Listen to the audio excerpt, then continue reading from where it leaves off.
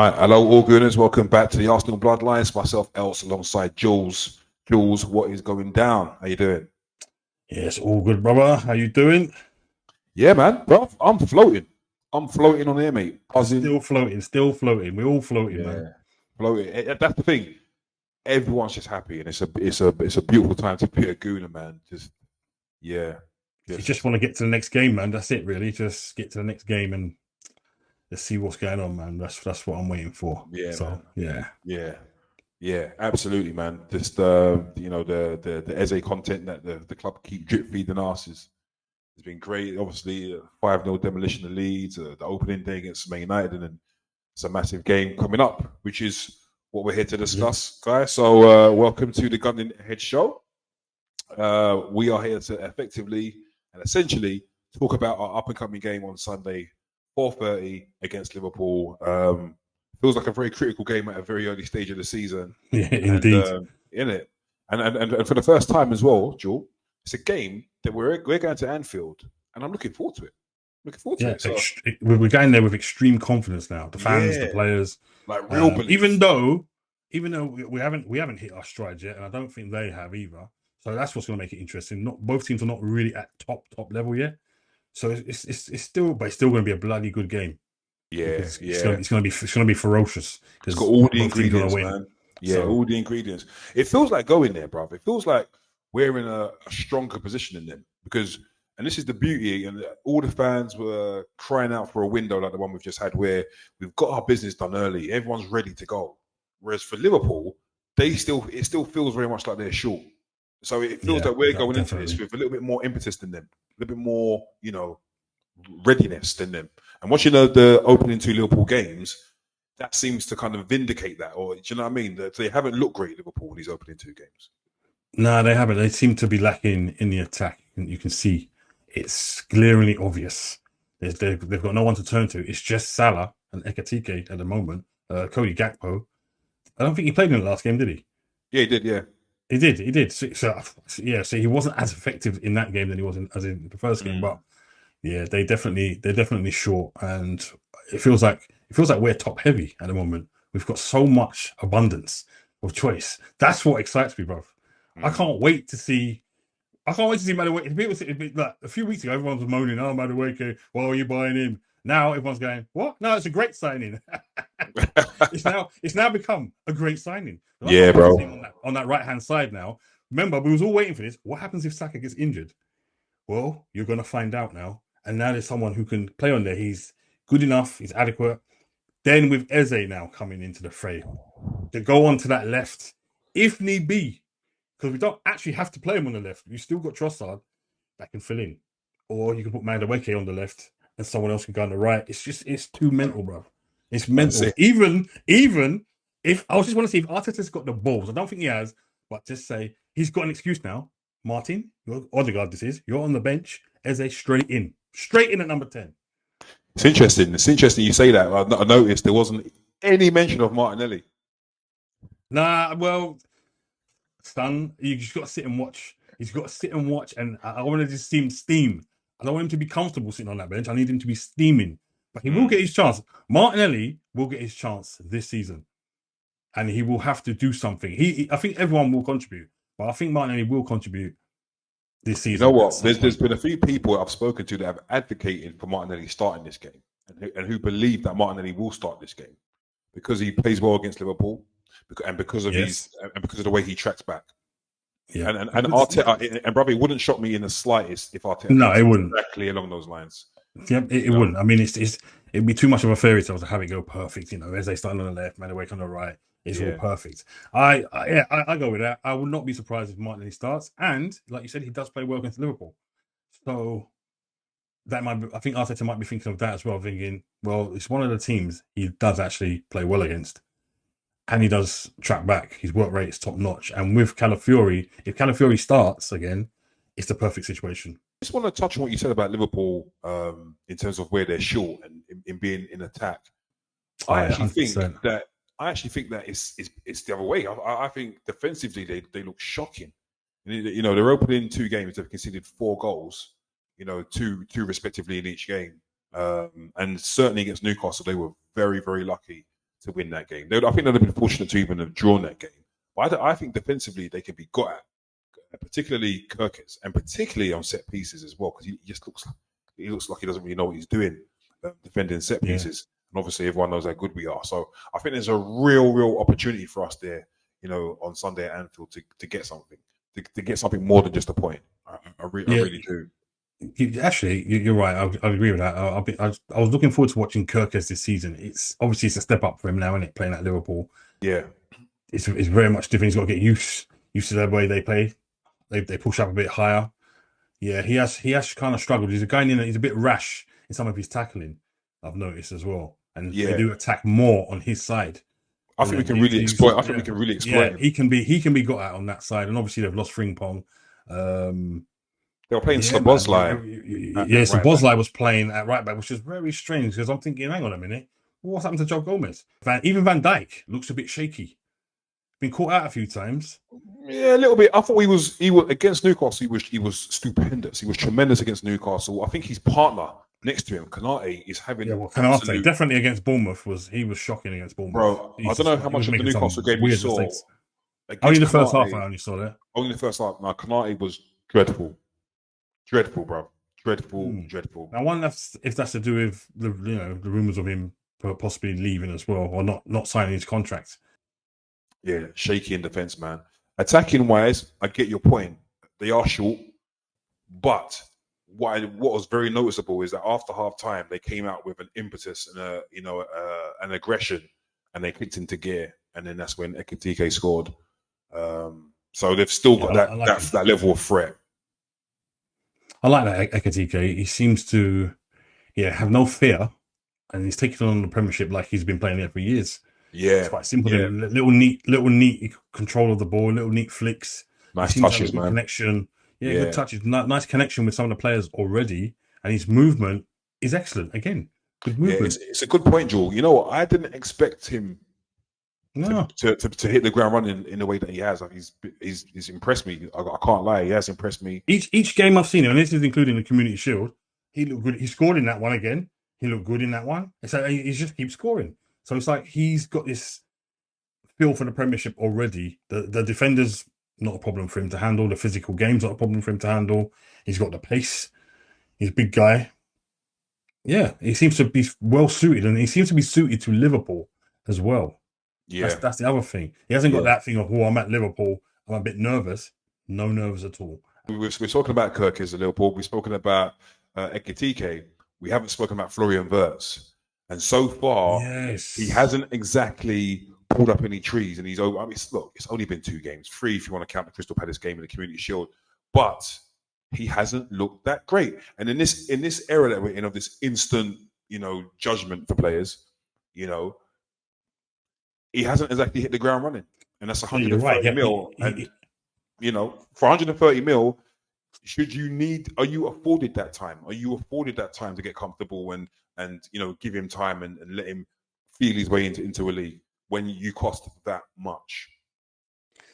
That is right. That is correct, bruv. You know what? I totally forgot about him. I literally forgot about him. No, it's serious. When you said, and if there's one more, I was thinking, who?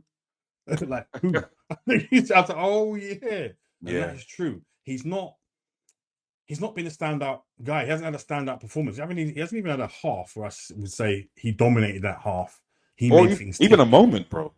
Oh, well, yeah. That's what I'm saying. So he's been casual, just getting by, doing the nice things, the basics, doing all that stuff. But there's no link up with anyone. I haven't seen him him and that guy got a good thing going on there. I don't know. I don't notice him on the pitch. That's the thing. I have not noticed him. I haven't gone, wow, that was a fantastic pass there, or that was a great shot, or I see what he was trying to do there. Nothing. All right. Simple. Okay. Let's talk about the Arsenal, bro. Let's talk about the Arsenal. What do we need to do to win this game? We have our shiny new toy in Eberechi Eze. Is just, every Arsenal fan. I mean, he was at the carnival on Monday, and I'm pretty sure every Arsenal fan would have had a beaming smile on their face. No. Yep. Everyone was cool. Everyone was relaxed. Everyone was happy. They can't wait. Everyone's excited. So this is it now. Let's bring it on, man. Whether he starts or not, I don't know. Right. Let's get straight into that, bro. Let's get into that. let's get into new player comes to the club, sits on the bench, then he comes on at half time. We all know the drill. Yeah. You know what I mean? So obviously we had two major injury scares against Leeds, with the captain Martin Odegaard coming off with a shoulder injury, and then obviously our star boy Bukayo after scoring a great goal, right foot signature goal, roofed it into the roof of the net. He comes off with what looks a little bit more like a sinister injury, but it does seem to have been confirmed that it's not as severe as we all feared. Praise God. So it's looking maybe a few weeks that he'll be out. So he's definitely not going to be playing on Sunday. We don't know about Odegaard, but let's just focus on the number 10 role. Should Odegaard be injured, bruv, who would you like to see come in to replace him? Would you continue with Ethan Nwaneri, who came in and did a pretty decent job against Leeds, or do you scrap that and just throw Eze straight in there at number 10? Yeah. Or do you start Eze somewhere else, if at all? That is a big one, contentious, because obviously Nwaneri played really well against Leeds. So it's like, do you go with a shiny toy or the old shiny toy? I was going to say, Ethan's still pretty shiny. Yeah, he's still shiny. So it's like he's like the shiny toy too. And he's the youngster. But I feel like you have to go with the experience. And Eze's got the experience. So I think like if we're going to be serious and try and win this league, you just got to throw him in. He's fit. He's been playing for Palace. He's trained. He knows what he's doing. He knows what he's doing. He already said in his interview, "I'm here. I know what I'm doing. I know what I need to do."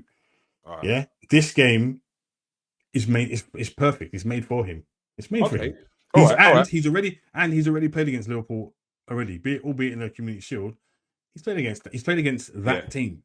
Yeah. All right. Let's do this. Before we get into the specifics of it, let's start in goal. Obviously, began with David Raya. Yeah. Who are you going at right back? The right back, it's that man, Julian, man. It's that's now become rhetorical for me now. I'm asking. Yeah. It's rhetorical. It's like David. It's like asking David Raya. It's like, do you know what I mean? The back four, the back five, same back five. Don't change it. All right, so we're going with Caliafiore at left back. Yeah. So he's doing well there.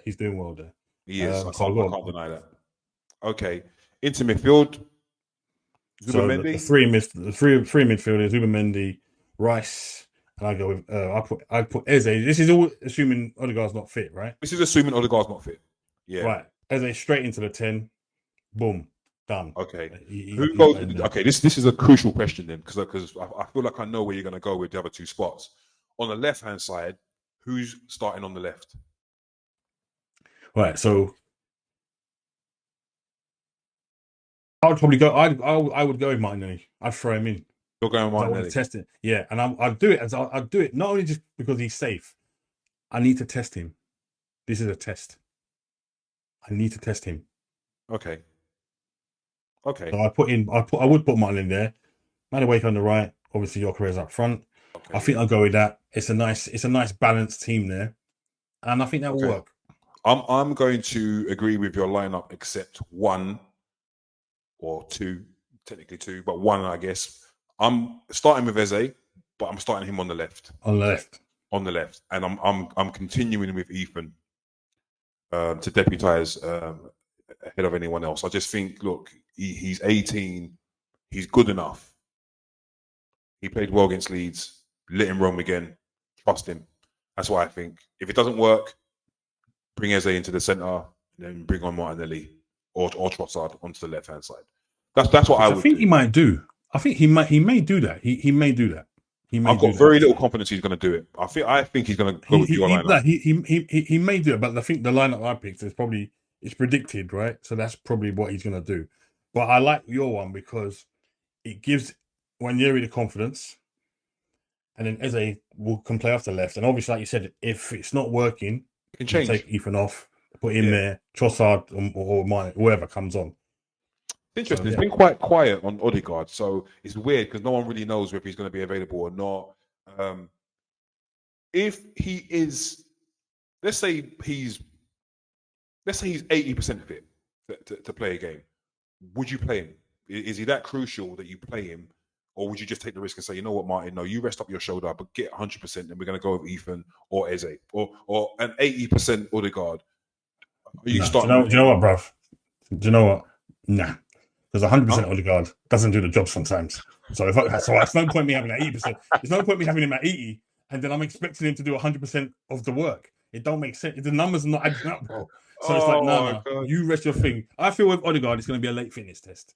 All right, question for you, bro. Obviously, Liverpool made a few additions. We've made a few additions. Who is either side's key man for this game? So who's Liverpool's danger man? Is it still Mo Salah, or is it now shifted to Ekitike, or is it maybe Florian Wirtz, or it might be Gakpo? Let me know your thoughts on that. I was going to obviously their most dangerous player is always Salah, even when he's not doing nothing. This guy can bloody score at the end of games, at the start of games, or whenever he wants in games. But I think more effective player is Gakpo. He's the guy. He's a menace, man. He's a menace, this guy. He's good in the air, good with both feet.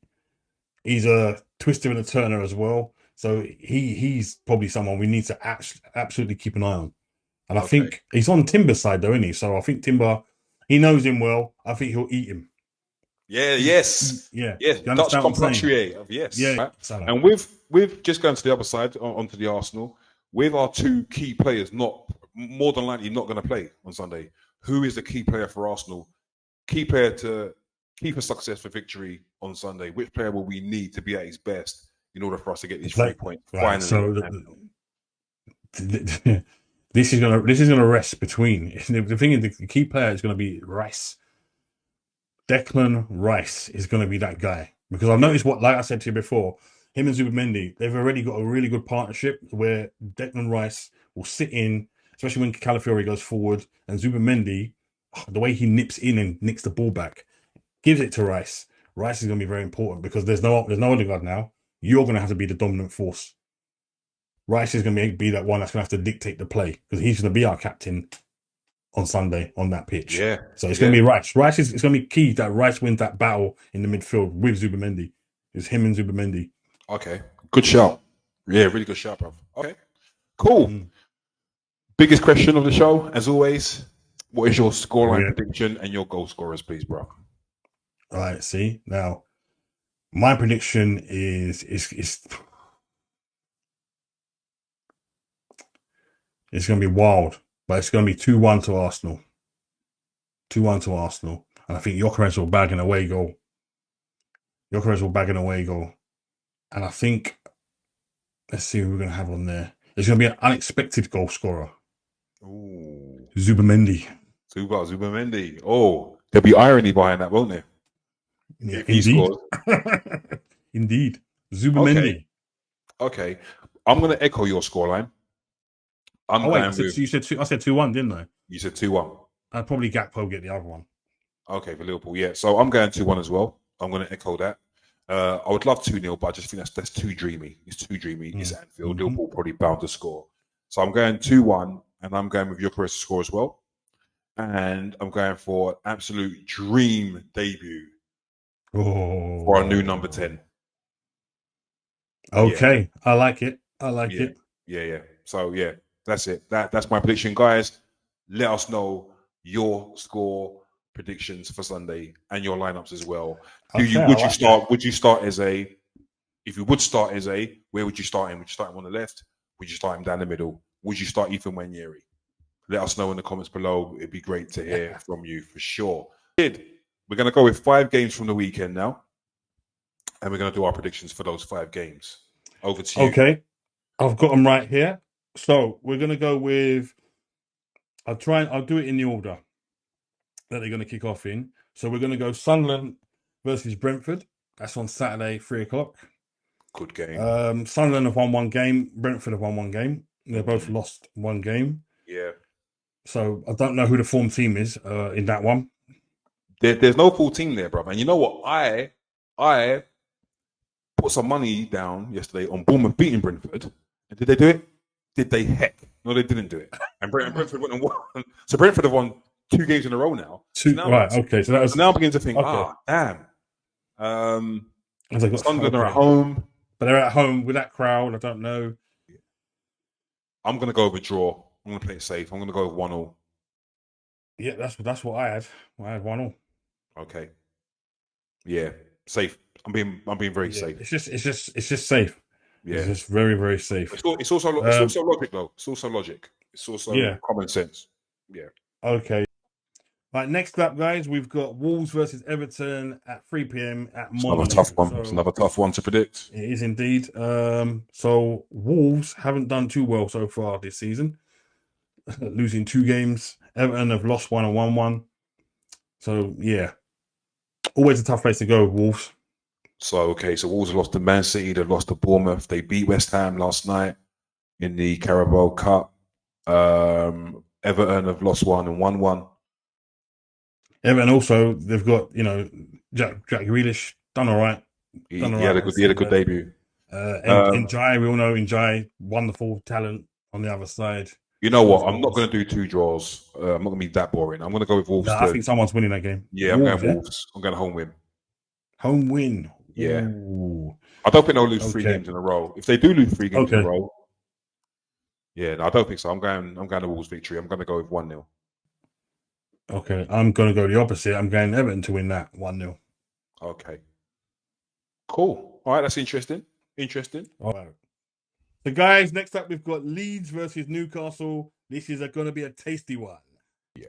So, Leeds coming off the back of a beatdown last weekend. Newcastle coming off a narrow defeat against Liverpool. They've got no Anthony Gordon, no striker. No striker, no firepower. What do you reckon, bro? What do you reckon, That's the reason why I don't fancy Newcastle. If they had a striker, I'd fancy them to win all their games because they're a very good team. But these are games that they should be winning. There's no Anthony Gordon now, so it's even worse for them. So I don't know if they go with Elanga up front and then put on Jacob Murphy, a right wing.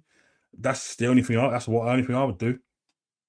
I don't know. And the thing is, I loathe to keep doing draws. I don't want to do draws, so I don't want to do a draw. I'm going to go with Leeds to win because they're at home. Like you said, they're licking their wounds. I think they're going to be really good at home. And I think for any team that's not in the elite 6 teams, which I do think Newcastle are in, but at the moment they're in a bit of a strange place, Newcastle. Until their business in the window's done, their team looks like it lacks fangs and teeth and bites. Yeah. So they just have a lot of bark, and that's not going to be enough. So I'm going with Leeds to win narrowly. I'm going 1-0. Leeds to win 1-0. I am going. I don't know, man. Leeds didn't really offer. I didn't really get to see what they had to offer. At home, they've done all right against Everton. But I still think Newcastle will have something there in the tank. So I'm going with Newcastle to win 2-1. 2-1. Okay. Yeah. That's what I think anyway. Guys, we've got up next Sunday, Brighton versus Manchester City at the Amex Stadium. This is an interesting one. This is a really, really interesting one because Brighton at home is tough for any team. City, I think papered over cracks in their first game against Wolves, and I think they was exposed by Spurs. And I think Brighton's a perfect sort of in between to see where Man City are at. It's a tough away day, but I think City will do it. Yeah. With all that said, I still think City will do it. They got the biggest gunman going, so Yeah, I think it might be surprisingly a bit of a margin. I'm going to go with 3-1 to City as well. 3-1. That 3-1. is a big scoreline, bro. That is a big scoreline. All right, I'm going to throw a spanner in the works here and go 2-2. 2-2. Desmond. Okay. Yeah, I see that. I think it's, bruv, that doesn't shock. If it was 2-2, that would not shock me in the slightest. Yeah. So yeah, I'm going with City chasing the game and then they pull it back. Okay. That's what I'm going with. I see that. I just think City are going to be a bit of a bag of tricks this season where you don't really know what you're going to get. Yeah, it's really, really difficult to predict their games these days. Yeah. Very hard. Even, all right, last but not least, we've got Nottingham Forest versus West Ham United at the City Ground. Now, West Ham so far this season have been way below par, underwhelming, and shown no fight at all. It's like they've given up. Where Forest, they look like they've started where they left off. Chris Wood banging goals in and very hard to beat at the City Ground. Very, very tough team to beat at home. But it's one of them games where West Ham could score one dodgy goal and hang on to it. I think they're going. I don't think it's gonna happen. I'm gonna go 3-1 Nottingham Forest. I think they're gonna lose it big. I think they've already conceded 11 goals in 3 games. 11. They've conceded 11 goals in 3 games this season.